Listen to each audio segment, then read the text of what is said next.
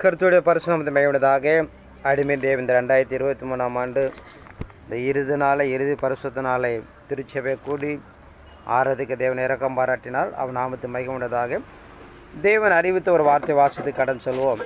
நீதிமொழி 8ஆம் அதிகாரம் 34ஆம் வசனத்தை வாசிப்போம். என் வாசற்படியில் நித்தம் விழித்திருந்து என் கதவு நிலையருகே காத்திருந்து எனக்கு செவி கொடுக்கிற மனுஷன் பாக்கியவான்.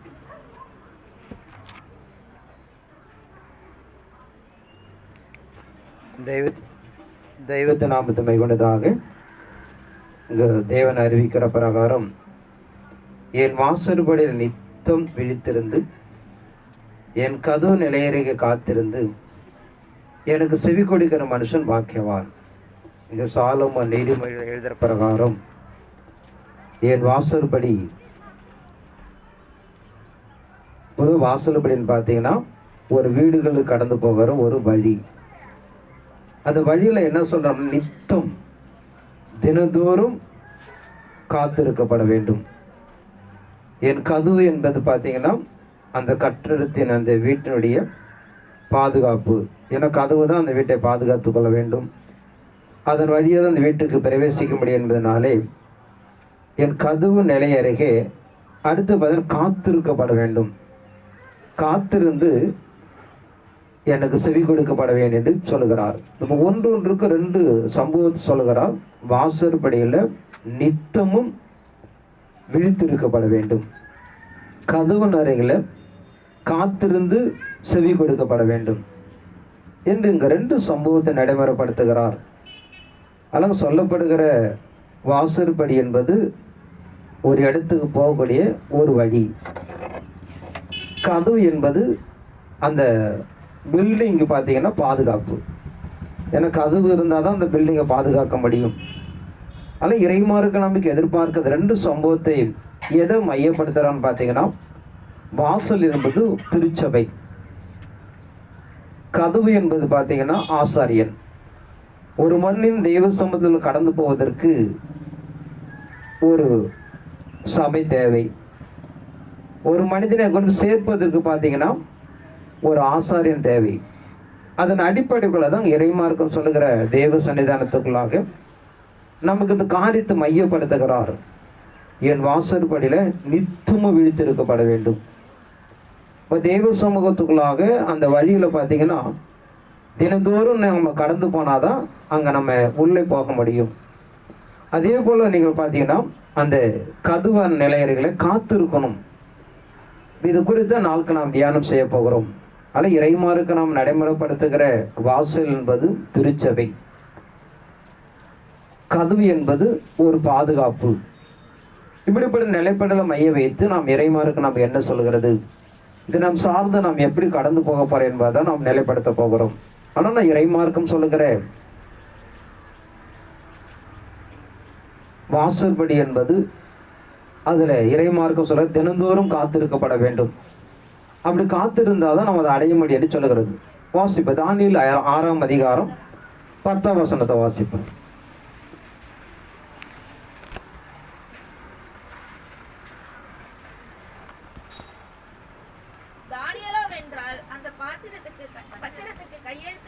வைக்கப்பட்டது என்று அறிந்த போதிலும் தன் வீட்டுக்குள்ளே போய் தன் மேல் அறையிலே எருசலேமுக்கு நேராக பலகணிகள் திறந்திருக்க அங்கே தான் முன் செய்து வந்தபடியே தினமும் 3 வேளையும் தன் தேவனுக்கு முன்பாக முழங்காற்படியிட்டு ஜெபம் பண்ணி ஸ்தோத்திரம் செலுத்தினான். இங்கு தானியேல் என்கிற ஒரு மனிதனை பார்க்கும்.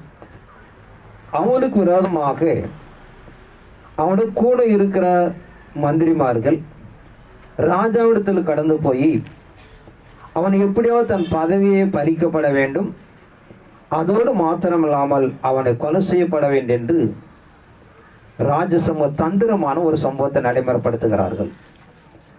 இப்படிப்பட்ட நிலைகளை அவன் அறிந்து அதை மாற்றிக்கொள்வதற்காக உலக பிரகாரம் வேறொரு வழிகளை அவன் தேடாமல் அவன் என்ன செய்கிறான், தெய்வ சமூகத்தில் போய் தானியேல் என்றால் அந்த பத்திரத்துக்கு கையெழுத்து வைக்கப்பட்டதென்றும் அறிந்த போதிலும் தன் வீட்டுக்குள்ளே போய் தன் மேல் அறையிலே எருசலேமுக்கு நேராக பல கனிகள் திறந்திருக்க அங்கே நான் முன் செய்தபடியே தினமும் 3 வேளை தான் தேவனுக்கு முன்பாக முழங்காற்படியிட்டு ஜெபம் பண்ணினான். இறை சன்னிதானத்துக்குள்ளாக அவன், எருசலேம் என்பது தேவனுடைய புனித நகரம்.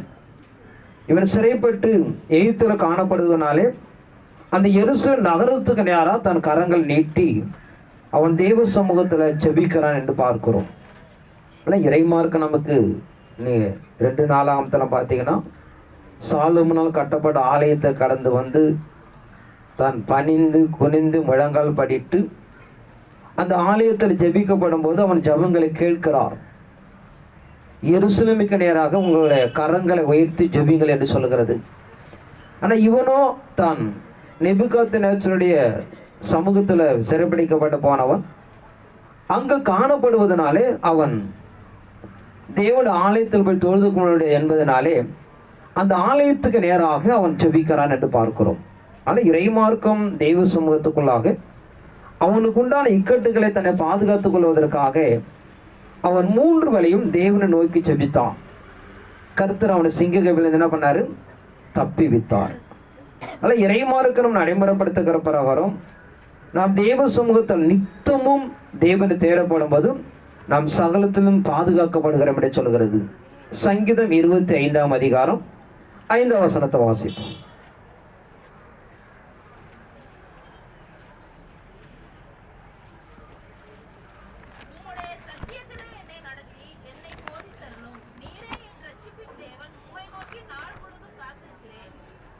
இங்கே இறைமார்க்கம் சொல்லுகிற பிரகாரம் நீரே தேவன் என்று சொல்லி ரட்சிப்புக்காக நான் நாள் முழுவதும் காத்திருக்கிறேன் என்று சொல்கிறான்.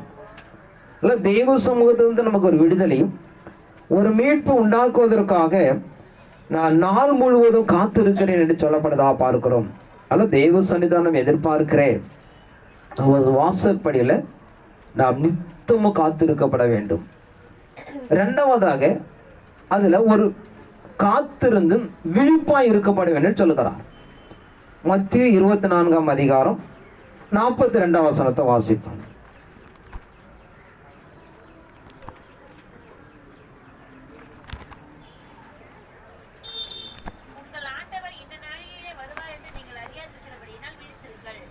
இங்க இறைமார்க்கம் சொல்லுகிற பிரகாரம் உங்கள் ஆண்டவர் இன்ன நாளிகளும் வருவார் என்று அறியாது இருப்பதனாலே விழித்திருங்கள்.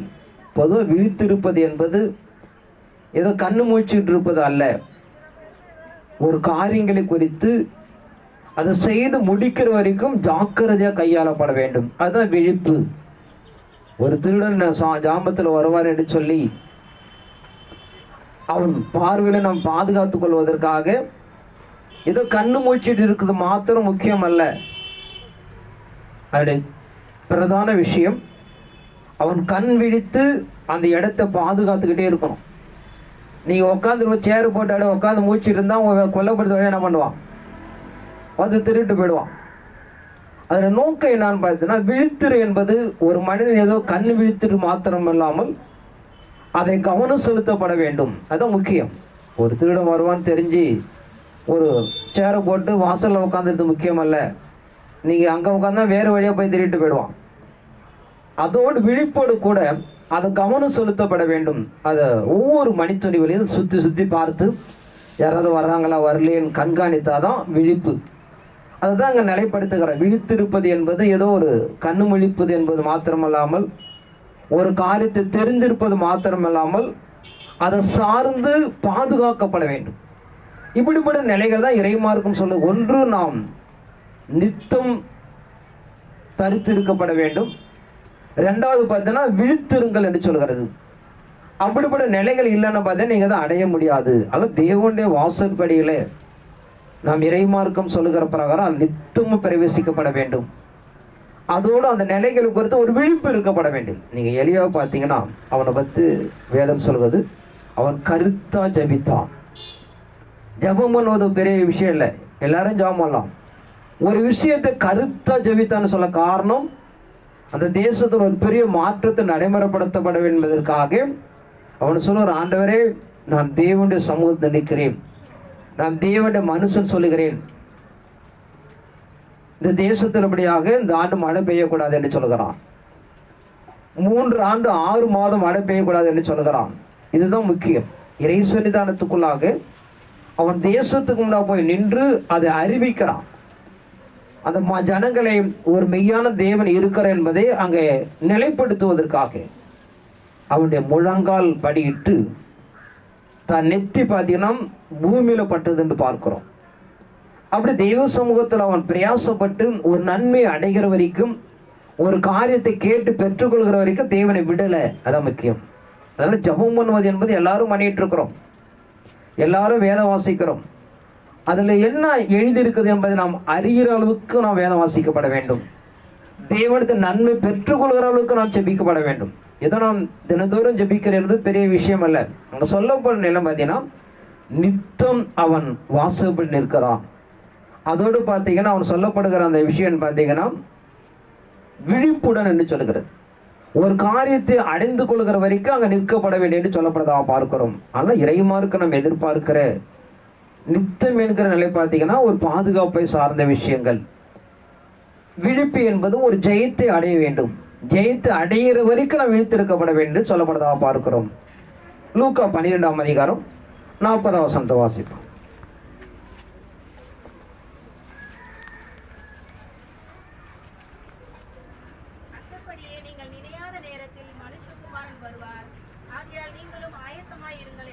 அந்தபடி நீங்கள் நினையாத நேரத்தில் மனுஷகுமாரன் வருவார், ஆக நீங்களும் ஆயத்தமாயிருங்கள் என்றார். அதான் தேவனுடைய நாட்கள் மனுக்குலத்துக்கு அறிவிக்கிற பிரகாரம் அது ஒரு நினையாத நாள் என்பதனாலே நாம் எப்போது விழித்திருக்கப்பட வேண்டும். ஆனால் பொருளை நீங்கள் புரிந்து கொள்ளணும், சொல்கிற அந்த அர்த்தத்தை புரிந்து கொள்ளப்பட வேண்டும். எதை விழித்திருப்பது என்பது கண் திறந்திருப்பது அல்ல. நம் கண் திறந்து அந்த பொருளை பாதுகாக்கணும். அதை நீங்கள் சுற்றி வந்தால் என்ன பண்ண முடியும்? அந்த பொருளை பாதுகாத்து கொள்ள முடியும். ஆனால் இறைமார்க்க நம்ம எதிர்பார்க்கிற தெய்வ சமூகத்துக்குள்ளாக இப்படிப்பட்ட நிலைகளை நாம் உருவாக்கி கொள்ளப்பட வேண்டிய என்று சொல்லப்படுவதாக பார்க்கிறோம். தொடர்ந்து நாம் தெய்வ சமூகத்துக்குள்ளாக எபிரேயர் 13ஆம் அதிகாரம்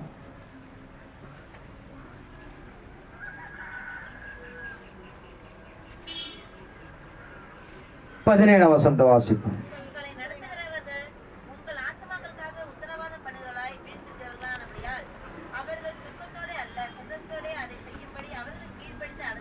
இங்க எபிரேய பக்தன் சொல்லுகிற பிரகாரம், கதவு என்று சொல்லுகிற பிரகாரம் தேவ சன்னிதானத்துக்குள்ளாக ஒரு ஆலயத்தை பாதுகாத்துக் கொள்வது போல தேவனுடைய ஊழியம் ஆசாரியன் என்பது உங்களுக்கு அவன் உத்தரவாதமாய் இருக்கிறான். அதனால நாம் தேவ சமூகத்துக்குள்ளாக இறைமார்க்கம் என்பது தேவனுடைய ஆசாரிய வழியம் என்பது ஒரு மனிதனை பாதுகாக்கப்பட வேண்டும். அதனால் ஊழியத்தில் இருக்கிற நீங்கள் எல்லாம் ஊழியராக இருக்கலாம், ஊழியர் துணைகளாக இருக்கலாம். உங்களுடைய நியமனை என்னன்னு பார்த்தீங்கன்னா, உங்கள் நம்பி வருகிற ஆத்மாவுக்கு நீங்கள் பாதுகாவலன். அவர்களை எல்லா நிலையிலிருந்து நீங்கள் பாதுகாக்கப்பட வேண்டும். அவருடைய கஷ்ட நஷ்டங்கள், இல்லாமைகள், வறுமைகள், பூமியில் சாத்தனால் உண்டாகிற போராட்டங்கள், இதற்கெல்லாம் ஏன்னா ஊழியத்தை தெரிஞ்சுக்கணும். ஏன்னா ஊழியம்னா ஒரு நம்ம எல்லாம் ஐயான்னு சொல்லுவாங்க, அதுக்கு அல்ல. ஊழியம் என்பது இறைமார்க்கம் எதிர்பார்க்கிறோமாக உங்கள் நம்பி கடந்து வருகிற ஆத்மாவுக்கு நீங்கள் உத்தரவாதம். அவங்கள பரலோகத்துக்குள்ள சேர்க்கிற வரைக்கும் நீங்கள் தான் பொறுப்பாளி. அந்த ஆத்மாவோட ரத்தப்படி உங்களுடைய கேட்பார் கடவுள். ஏன்னா ஊழியத்தோட தன்மை அதான். இறைமார்க்கம் என்பது நாம் தெளிவடைந்து கொள்ளப்பட வேண்டும். ஏன்னா ஊழியத்தில் இருக்கிற ஊழியர்கள், ஊழியர் துணைவெல்லாம் நம்ம கொடுக்கப்பட பணி என்னன்னு புரிஞ்சுக்கொள்ளணும். இப்போ நீ ஒரு பயிற்சி காலத்துக்குள்ளே இருந்தாலும் உங்களுக்குன்னு தனிப்படுத்த ஒரு நிலைகள் தரும்போது அதற்கு நீங்கள் தயாராக்கப்பட வேண்டும். ஏன்னா அவங்க தயாராகிபடியாக ஒவ்வொரு ஆத்மாவுக்குள்ள உத்தரவாதம் நீங்கள் தான். ஆனால் இறைமார்க்கம் சொல்கிற பிரகாரம் உங்களை ஒரு ஆலயத்துடைய கதவுக்கு ஒப்பிடுகிறார். அந்த ஆலயத்தை பாதுகாக்கப்பட வேண்டும் பார்த்தீங்கன்னா கதவு பூட்டப்பட்டு இருக்கணும், கதவு கண்காணிக்கப்பட வேண்டும். அப்படி இருக்கும்போது அந்த ஆலயம் மாசுபடாமல் அந்த ஆலயம் நல்லா இருக்கும். அதனால் ஊழியத்துடைய தன்மை இறைமார்க்கம் நடைமுறைப்படுத்துகிற பிரகாரம் நீங்கள் உங்களுடைய ஆத்துமாக்களுக்கும் பாதுகாவலாக காணப்பட வேண்டிய என்று சொல்லப்பட்டதாக பார்க்கிறோம். வெளிப்படுத்தின 3ஆம் அதிகாரம் 20ஆம் வசனத்தோட வாசிப்போம்.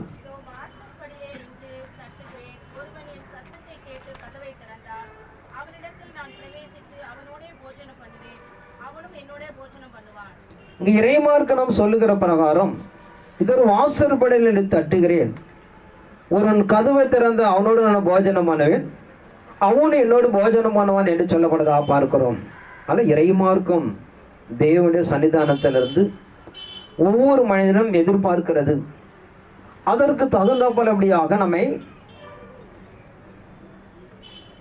இடம் கொடுக்கப்பட வேண்டும்.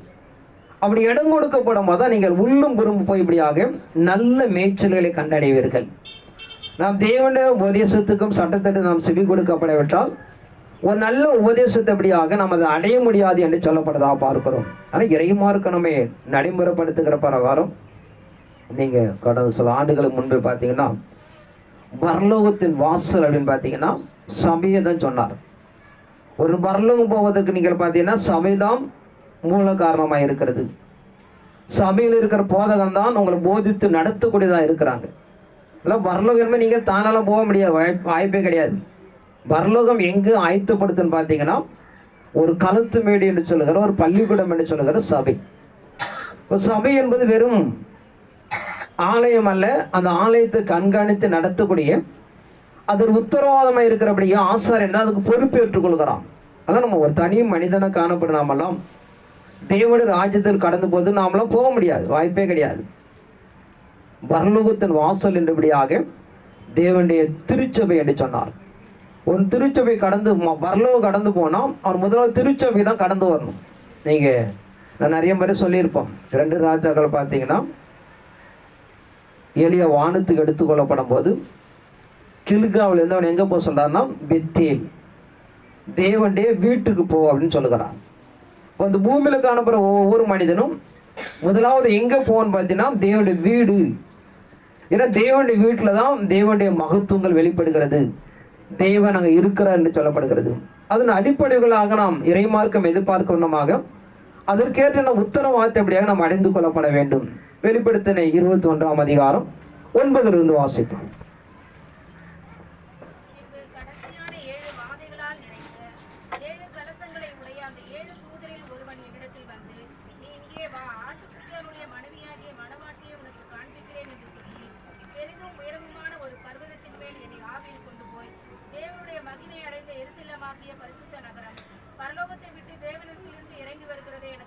பின்பு கடைசியான 7 வாதைகள் நிறைந்த 7 கலசங்களுடைய அந்த 7 தூதர் ஒரு என்னிடத்தில் வந்து, நீ இங்கே ஆட்டுக்குட்டியோட மனைவியாக மணவாட்டி அவனை காண்பிக்கிறேன் என்று சொல்லி பெரிதும் உயரமான ஒரு பர்வதத்தின் மேலே என்னை ஆவியில கொண்டு போய் தேவனை மகிமை அடைந்த எருசலேமை பரிசுத்த நகரம் பரலோகத்தை விட தேவனிடத்திலிருந்து இறங்கி வருவதை காண்பித்தேன்.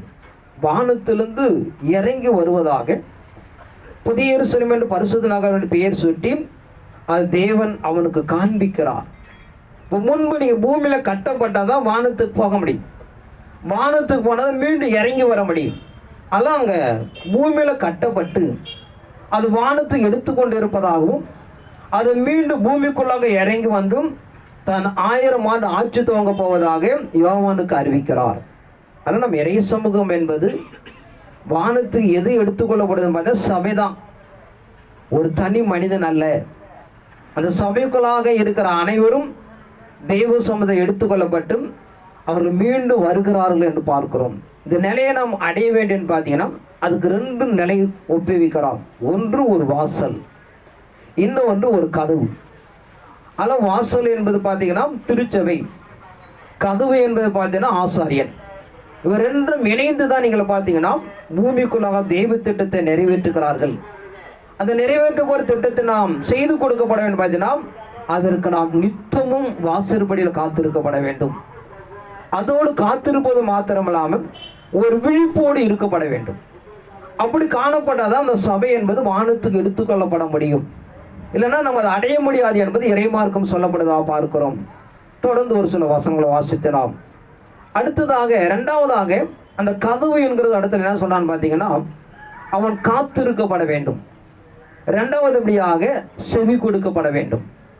ஒன்று ஆசாரிய ஊழியங்களே நேர்ந்து கொண்டு இருக்கிற தெய்வ மனுஷனாக இருந்தாலும் சரி, தெய்வ சமூகத்துக்குள்ளாக ஒரு பாதுகாப்பு அடைந்து கொள்ளப்பட வேண்டும், பாதுகாப்பை பெற்றுக்கொள்ளப்பட வேண்டும். பார்த்தீங்கன்னா அங்கே 2 சம்பவத்தை நடைமுறைப்படுத்துகிறோம். ஒன்று காத்திருக்கப்பட வேண்டும், 2வது செவி கொடுக்கப்பட வேண்டும். இப்போ காத்திருத்தல் என்றால் என்ன வாசிப்போம். ஏசாயா தீர்க்கதரிசி 40ஆம் அதிகாரம் 31 வாசிப்போம். கர்த்தருக்கு காத்திருக்கிறவர்களோ புதுபெலன் அடைந்து கழுகுகளைப் போல செட்டைகளை அடித்து எழுப்புவார்கள். அவர்கள் ஓடினாலும் இளைப்படையார்கள், நடந்தாலும் சோர்ந்து போகார்கள். இங்க ஏசாயா பக்தன் சொல்லுகிற பிரகாரம் எந்த ஒரு மனிதன் கர்த்தருக்கு காத்திருக்கிறானோ அவன் புது பலன் அடைகிறான். அவன் ஓடினாலும் நடந்து போனாலும் அவன் சோர்ந்து போவதில்லை என்பதை நாம் அறிந்து கொள்ளப்பட வேண்டும். அல்லங்க, பக்தன் அழகா சொல்கிறான், கர்த்தருக்கு காத்திருக்கிற புது பலன் அடைவார்கள், கழுகு போல சட்டைகளை அடித்து எழும்புவார்கள். அவர் ஓடினாலும் சரி நடந்தாலும் சரி அவர்கள் இலைப்படையோ சோர்ந்து போக மாட்டார்கள். அல்ல, எந்த ஒரு மனிதன் தெய்வ சமூகத்தில் காத்திருக்கிறானோ அவன் ஒரு புது பலன் அடைகிறான். நீங்க தெய்வ சமூகம் காத்துள்ளப்பட விட அதை அடைய முடியாது. ஏன்னா தெய்வ சமூகத்தை காத்திருக்கும் போது அவருடைய மகிழ்மை நமக்குள்ளாக கடந்து வரும். அப்படி கடந்து வந்து ஒரு புது பலனைப்படியாக நமக்கு உருவாக்குது பார்க்கிறோம். அடுத்தபடியாக சொல்லுகிறான், அவன் உயர பறந்து போகிறான், கழுகுக்கு ஒப்பிடுகிறான். அப்படிப்பட்ட நிலையில் அவன் கடந்து போய் அவன் ஓடினால் நடந்து போனாலும் அவனுக்கு எந்த ஒரு சோர்வும் இருக்காது. இப்போ வாழ்க்கையில் நமக்கு பலவீனங்களை மாற்றப்பட வேண்டும், நம்ம துன்பங்கள் துயரங்கள் துடைக்கப்பட வேண்டும். பார்த்தீங்கன்னா தெய்வ சமூகத்தில் காத்திருக்கப்பட வேண்டும். சங்கீதம் 25ஆம் அதிகாரம் 3ஆம் வசனத்தை வாசிப்போம். உம்மை நோக்கி காத்திருக்கிற ஒருவரும் வெட்கப்பட்டு போகாதபடி செய்யும். முகாந்தரம் இல்லாமல் துரோகம் பண்ணுகிறவர்களே வெட்கப்பட்டு போவார்களாக. உன் சமூகத்தை எந்த ஒரு மனிதன் காத்திருக்கிறானோ அவன் ஒருபோது வெட்கப்பட்டு போக மாட்டான் என்று சொல்கிறது. அல்ல, தெய்வ சமூகத்தினை காத்திருக்கப்படவிட்டால் நான் வெட்கமும் அவமானங்கள் கடந்து வரும். அல்ல, எந்த ஒருவன் தெய்வ சமூகத்தை காத்திருக்கிறானோ அவன் ஒருபோது வெட்கப்பட விட மாட்டார் என்று சொல்லப்படுதா பார்க்கிறோம். சங்கீதம் 27ஆம் அதிகாரம் 14ஆம் வசனத்தை வாசிப்போம்.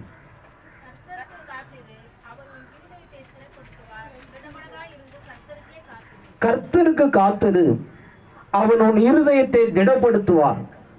திடமானதாய் இருந்த கர்த்தருக்கே காத்திரு. எந்த ஒருவன் தெய்வ சமூகத்தில் காத்திருக்கிறானோ அவன் திடமாய் இருப்பான். மழை வந்தாலும் சரி, புயல் வந்தாலும் சரி, அவன் ஒன்றும் அசைக்காது. தேவன் ஏசாயா பக்தர் வாக்கு கொடுப்பார். அரச மரம் போல் ஆலமரம் போல் தேவஜன கடைசி காலத்தை என்ன பண்ணுவாங்க, ஒரு வித்து பரிசுத்தமாக இருக்கும் என்று சொல்லி. என்ன காற்று, நீங்கள் தெரியும் இந்த மரங்கள்லாம் பார்த்தீங்கன்னா பூமியில் என்ன காற்று மழை எது பெய்தாலும் அதில் ஒரே ஒரு இலை மாத்திரம்தான் பறந்து போக தவிர ஒரு கிளையோட முடியாது. அப்படிப்பட்ட நிலைகளுக்குள்ளாக எந்த ஒருவன் தெய்வ சமூகத்தில் காத்திருக்கிறானோ அவன் இருதயங்கள் பலப்படும். அல்ல, தெய்வ சமூகத்தை நம்ம எதிர்பார்க்கணுமாக அதிகமாக நம்ம என்ன பண்ணணும், காத்திருக்கப்பட வேண்டும். லூக்கா சுவிசேஷம் 2ஆம் அதிகாரம் 25ஆம் வசனத்தை வாசிப்போம். அப்பொழுது சிமியோன் என்னும் பேர் கொண்ட ஒரு மனுஷன் எருசலேமில் இருந்தான். அவன் நீதியும் தேவபக்தி உள்ளவனாயும் இஸ்ரவேலின் ஆறுதல் வர காத்திருக்கிறவனாய் இருந்தான். அவன் மேல் பரிசுத்த ஆவி இருந்தார். அப்போ சிமியோன் என்னும் பேர் கொண்ட ஒரு மனுஷன் எருசலேமில் இருந்தான். அவன் நீதியும் தேவபக்தி உள்ளவனாகவும் இஸ்ரவேலின் ஆறுதலுக்காக காத்திருந்தவனாக இருந்தான். அவன் தேவ சமூகத்துக்குள்ளாக அவன் காத்திருந்ததுனாலே தேவ ரகசியம் வெளிப்படுது. அது முக்கியம். ஏன் தானியேலுக்கு மறைப்பொருளை வெளியரங்கமாக்கினார், ஏன் யோசேப்புக்கு மறைப்பொருளை வெளியரங்கமாக்கினார் பார்த்தா கடவுள் சமூகத்தில் காத்திருந்தார்கள்.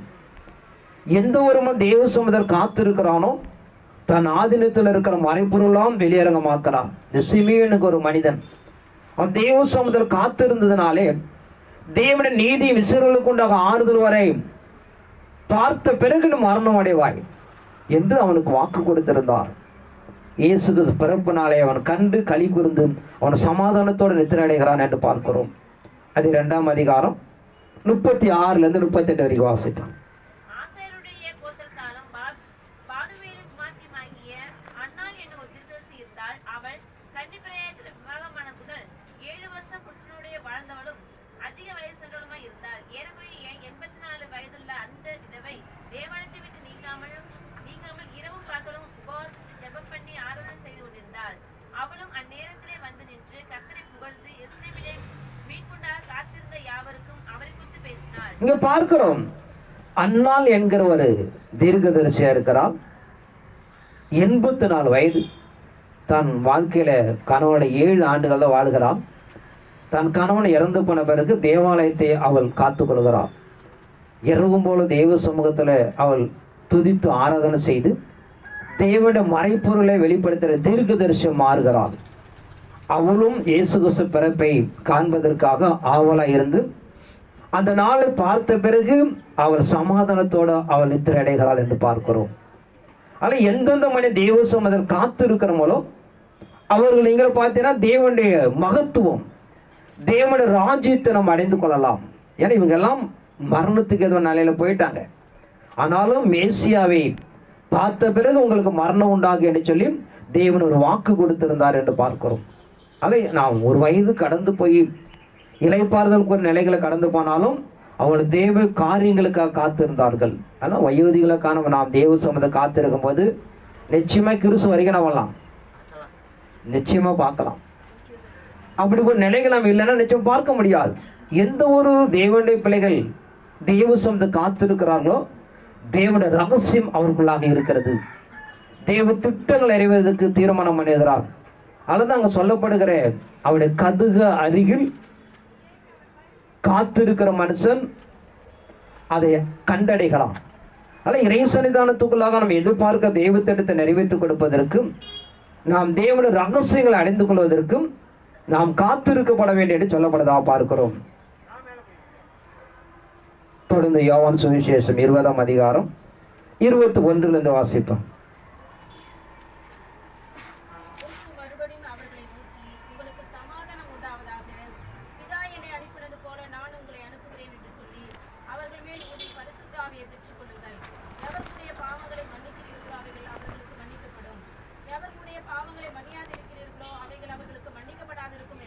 இங்கே இறைமார்க்கம் ஆசாரிய தத்துவத்தை குறித்து நடைமுறைப்படுத்துகிற பிரகாரம் அவர்களுக்கு சில அதிகாரங்களை கொடுக்கிறார்.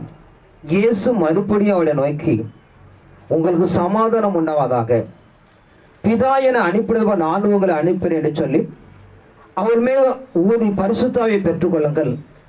எவ்வளவு பாவங்கள் மன்னிக்கப்படுகிறதோ அவைகள் அவர்களுக்கு மன்னிக்கப்படும், எவ்வளவு பாவங்கள் மன்னியாது இருக்க அவர்கள் மன்னிக்கப்படாத இருக்கும்.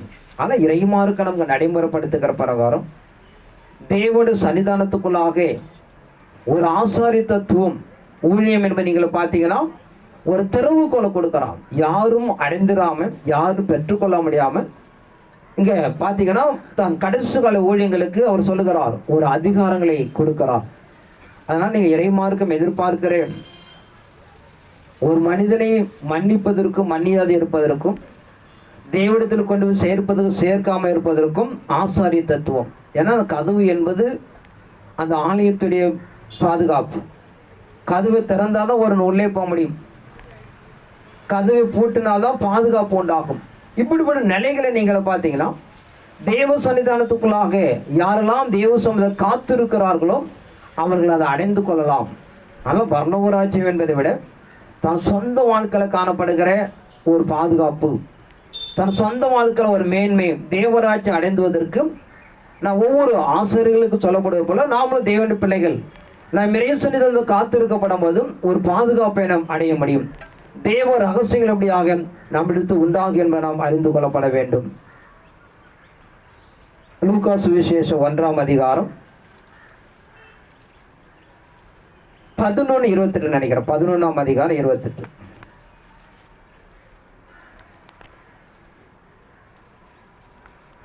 லூக்கா 11:28.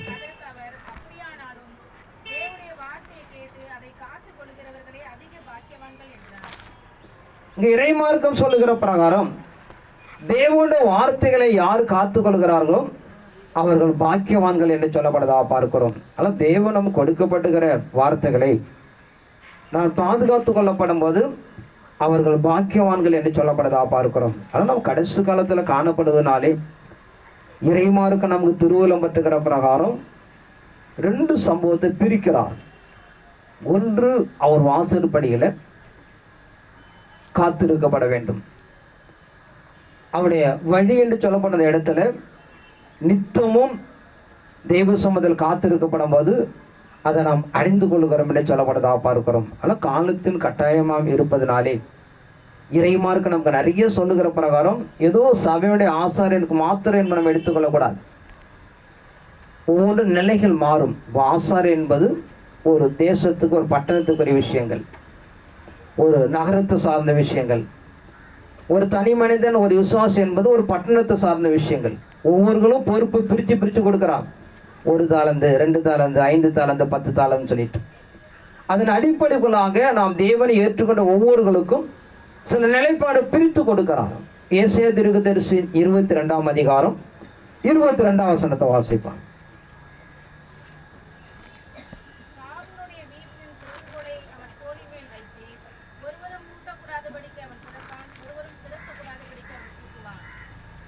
ஏசாயா பக்தன் மூலியமா நம்ம அறிவிக்கிற பிரகாரம் தாவீதின் திறவுகோலை அவன் தோளின் மேல் வைப்பேன். ஒருவரும் பூட்டக்கூடாதபடிக்கு அவன் திறப்பான், ஒருவரும் திறக்கக்கூடாதபடிக்கு அவன் பூட்டுவான் என்று பார்க்கிறோம்.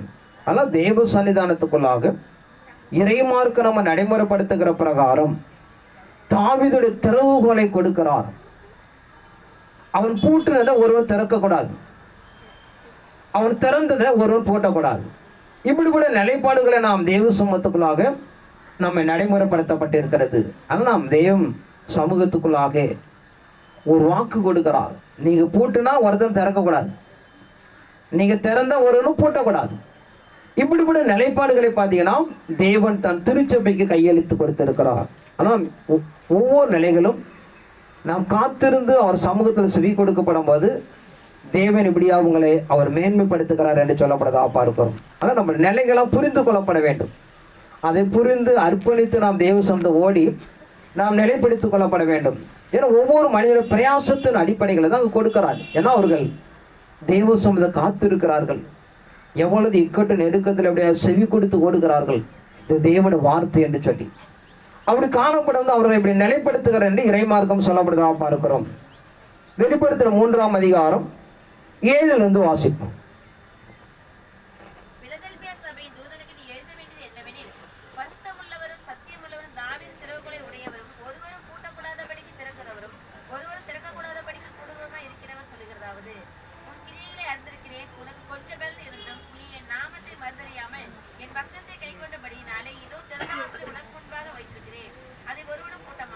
உன் கிரியைகளை அறிந்திருக்கிறேன், உனக்கு கொஞ்சம் பலன் இருந்து நீ நாமத்தை மறுதலியாமல் என் வசனத்தை கை கொண்டபடியினாலே இதோ திறந்த வாசலை முன்பாக வைக்கிறேன், அது ஒருவனும் பூட்ட மாட்டான். அதனால் இறைமார்க்கம் சொல்லுகிற கிறிஸ்து தான் வைத்திருக்கிற திறவுகோல் எப்படியாக பிலேதெல்ப சபைக்கு சொல்லுகிறார். அவர் சொல்லி அவர் என்ன உத்தரவாதம் பாருங்கன்னா, உன் கிரியைகளை அறிந்திருக்க. அது முக்கியம். அங்கே ஒரு மனிதனுக்கு ஒன்று கொடுக்குறான்னு சும்மா கொடுக்கறது கிடையாது. அவர் அங்கே என்ன பாயிண்ட்ஸ் வைக்கிறார் பாருங்க. உன் கிரியைகளை அறிந்திருக்கிறேன், உனக்கு கொஞ்சம் பலன் இருந்து என் நாமத்தை மறுதலியாமல் என் வசனத்தை கை கொண்டபடியினாலே இதோ திறந்த வாசல் உனக்கு முன்பாக வைக்கிறேன், ஒருவனும் பூட்ட மாட்டான். தேவன் ஒரு மனிதனுக்கு ஒரு கிரியை கொடுக்காம சும்மா கிடையாது. அங்கே சொல்லுகிற சம்பவம் அதான். உன் கிரியைகளை நான் அறிந்திருக்கிறேன், கொஞ்சோண்டு பலன் இருந்தது, என் வசனத்தை நீ காத்து கொண்டும் என் வார்த்தையை மறுதளிக்காமல் நின்றதுனாலே ஒரு திறந்த வாசலை வைக்கிறேன், அது ஒருவனும் பூட்ட மாட்டான் என்று சொல்லி. அதனால் இறைமாருக்கு நமக்கு வாக்கு கொடுக்கிற பிரகாரம் உங்களுடைய ஒவ்வொரு மனிதனுடைய பிரயாசம் சக்தி அடிப்படைக்குள்ளாக ஒரு திறந்த வாசலை உங்களுக்கு முன்பாக வைக்கிறார், அது ஒருவனும் பூட்ட முடியாது என்று சொல்லப்படுவதாக பார்க்கிறோம். ஆனால் இறை சமூக இறை சன்னிதானம் நம்ம நடைமுறைப்படுத்துகிற பிரகாரம் தேவனுடைய பிள்ளைகளாக காணப்படுற உங்களுக்கும் ஒரு காலத்தின் கடைசி காலத்தில் நாம் காணப்படுவதனாலே இப்படிப்பட்ட நிலைகளை நமக்கு நிலைப்படுத்துகிறார். அதற்கேற்ற ஒரு பிரயாசத்தபடியாக நாம் தேவ சமூகத்தை நம்ம அர்ப்பணித்து நாம் கடந்து போக வேண்டும் என்பது நம்முடைய பிரதான கடமையாக இருக்குன்னு நான் அறிந்து கொள்ளப்பட வேண்டும். ஆனால் நாம் ஒவ்வொரு பிரயாசங்களை அறிந்திருக்கிறார்.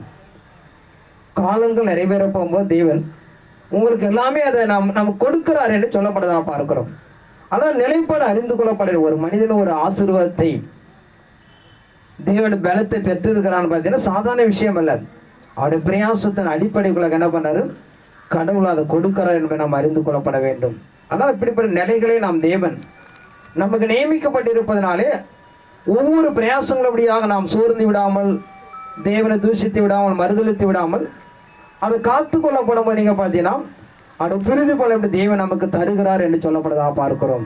ஆனால் நம்ம கடைசி காலத்தில் காணப்படுவதனாலே இறைமார்க்க நடைமுறைப்படுத்துகிற ஒரு பக்கம் சத்துருவாய் சாத்தான் உங்களை நெருக்கி தள்ளி உபத்திரப்படுத்தி வியாக்குலப்படுத்தினாலும் அதற்கேற்ற பலன் எப்படி அந்த பூமியிலக்க தேவன் எப்படியாக நம்ம கொடுக்கிறார் என்பதை நாம் அறிந்து கொள்ளப்பட வேண்டும். தொடர்ந்து வாசிப்போம். நீதிமொழி 9ஆம் அதிகாரம் 1 வாசிப்போம்.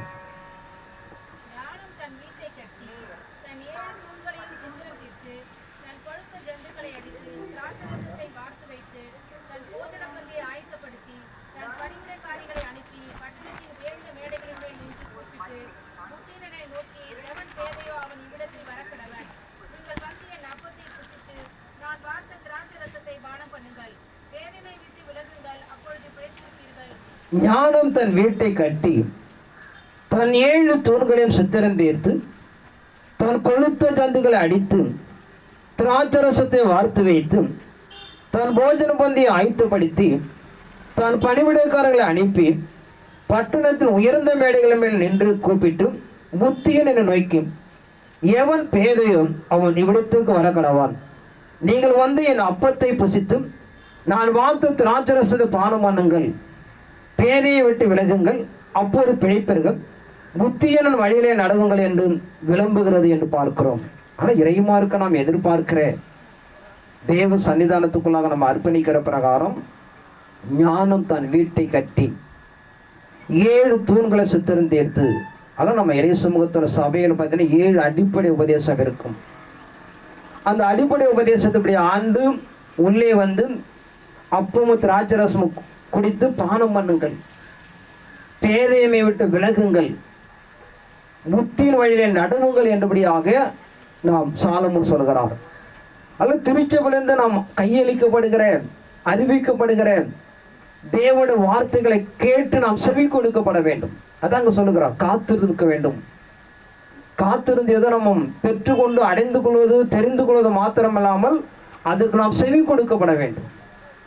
அதில் நல்ல காரியங்களாக இருக்கலாம், எந்த ஒரு எதிர்பார்ப்பு நாம் தேவ சமூகத்தில் காத்திருக்கும் போது தேவ சமூகம் என்ன ஒரு வார்த்தை வருகிறதோ அது அப்படி நாம் செவி கொடுக்கப்பட வேண்டும் என்று சொல்கிறது. அப்படி செவி கொடுக்கப்படும் போது தான் நாம் தெய்வ சமூகத்துக்குள்ளாக அந்த மேன்மை நாம் அடைய முடியும் என்று சொல்லப்படுறதாக பார்க்கிறோம். ஆனால் நம்ம அறிந்து கொள்ளுங்கள், தேவன் நமக்கு நியமிக்கப்பட்டிருக்க 4 வழிகளை சொல்லுகிறார். அவருடைய வாசற்படி நித்தமும் விழித்திருக்கப்பட வேண்டும். அவருடைய கதவு நெறிகளை நம்ம பார்த்து காத்திருந்து செவி கொடுக்கப்பட வேண்டும். அதான் அவருடைய அனுதினம் அவருடைய வாழ்க்கையில் நீங்கள் பார்த்தீங்கன்னா தெய்வ சமூகத்துக்குள்ளாக நாம் நித்தமும் இடைவிடாமல் ஜெபிக்கப்பட வேண்டும். இடைவிடாமல் தேவசம் காத்திருக்கப்படாம தான் ஒரு வளர்ச்சி அடைய முடியும். நீங்கள் 2 நாட்கள் இருந்துட்டு 3ஆம் நாளில் பார்த்தீங்கன்னா நம்ம அடைய முடியாது. ஆனால் இறைமார்க்கு நம்ம வழி நடத்துகிற பிரகாரம் தினந்தோறும் நீங்கள் பார்த்து நித்தமும் சொல்லுகிறார், நித்தமும் தேவனுடைய சமூகத்தில் நிலைத்திருக்கப்பட வேண்டும். அதில் ஒரு விழிப்பு தேவை. இது நம்ம ஞாயிற்றுக்கிழமை ஆயிடுச்சு சர்ச்சைக்கு போன அப்படிலாம் இருக்கக்கூடாது. இது ஒரு மனமூழ்ச்சி நாள். தேவன் நம்மை குறித்து என்ன பேச போகிறார், நாம் எப்படி தெய்வ சமூகத்தை வளர வேண்டும் என்று ஒரு எதிர்பார்ப்போடு வரணும். அதுதான் தெய்வ சமூகத்துங்கிற புரோஜனம் இருக்கும். அதில் ஒரு நாள் நாம் ஜெபிக்கிறோம், இந்த ஜெபத்தில் நாம் கர்த்தர் என்ன பதில் கொடுக்க போகிறார், என்ன நன்மை செய்கிறார் போற என்று சொல்லி நீங்கள் அதற்காக நிலைப்படணும். ஏதோ 7ஆம் மணி ஜபமா அப்படி 7 மணி போய் ஜபம் பண்ணுவது ஜபம் அல்ல. இந்த 7ஆம் மணி ஜபத்தை நாம் எதை சார்ந்து நாம் ஜபிக்க போகிறோம், தேவன் எதை சார்ந்து நமக்கு நன்மை செய்ய போகிறார் என்பது நமக்கு முக்கியம். அதனால் ஒரு வழக்கம் போல சம்பிரதாயம் போல வச்சுக்கூடாது. ஒரு நிலைப்பாடுகள் நமக்கு கொடுக்கப்பட்டிருந்தாலும் அதோடைய பிரிவு பலன் என்ன என்பதை பார்க்கணும். ஒரு 7ஆம் மணி ஜபம், ஒரு 12ஆம் மணி ஜபம், ஒரு தனித்து இருக்கிற ஒரு ஜபம், அது ஒரு உபவாச ஜபம், இதுக்குள்ள நான் என்ன அடைந்து கொள்ள போகிறோம், அது எதிர்பார்ப்பை மையப்படுத்தி நீ கடந்து போகும்போது தான் ஒரு வளர்ச்சியை நம்ம அடைய முடியும். ஆனால் இறைமார்க்க நம்ம எதிர்பார்க்கிறவனமாக தெய்வ சமூகத்துக்குள்ளாக யாரும் பாக்கியவான் ஆக முடியும். ஏன் பாக்கியவான் பார்த்தீங்கன்னா, இந்த பாக்கியவான் என்பது எல்லாமே தேவனுடைய வருகை சார்ந்த விஷயங்கள். வெளிப்படுத்தின 19ஆம் அதிகாரம் 7 to 9 வரைக்கும் வாசிப்பான்.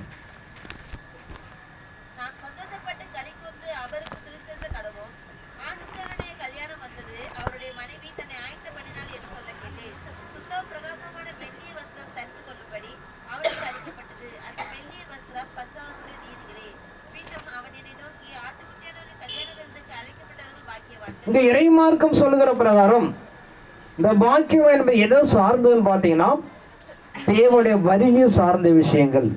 நீங்க பல இடத்துல எடுத்துக்கொண்டாலும் சரி, தான் நிர்வாணம் காணப்படாத அடிப்படைக்கும் காத்து கொள்கிறவன் பாக்கியவான். 1335 நாள் சேர்ந்து காத்து இருக்கிற மனிதன் பாக்கியவான். அதில் இறை சன்னிதானம் சொல்லுகிற பிரகாரம் தெய்வ சமூகத்துக்குள்ளாக இந்த பாக்கியவான் என்பது எதை சார்ந்து பார்த்தீங்கன்னா எல்லாமே கடவுளோட வருகை சார்ந்த விஷயங்கள். அதை மையப்படுத்தி சொல்லுகிற பிரகாரம் தான் தெய்வ சன்னிதானத்துக்குள்ளாக பாக்கியவான் என்று சொல்லப்படுறதாக பார்க்கிறோம். ஆனால் நம்ம கடைசி காலத்தை நம்ம அறிந்து கொள்ளப்பட வேண்டும்.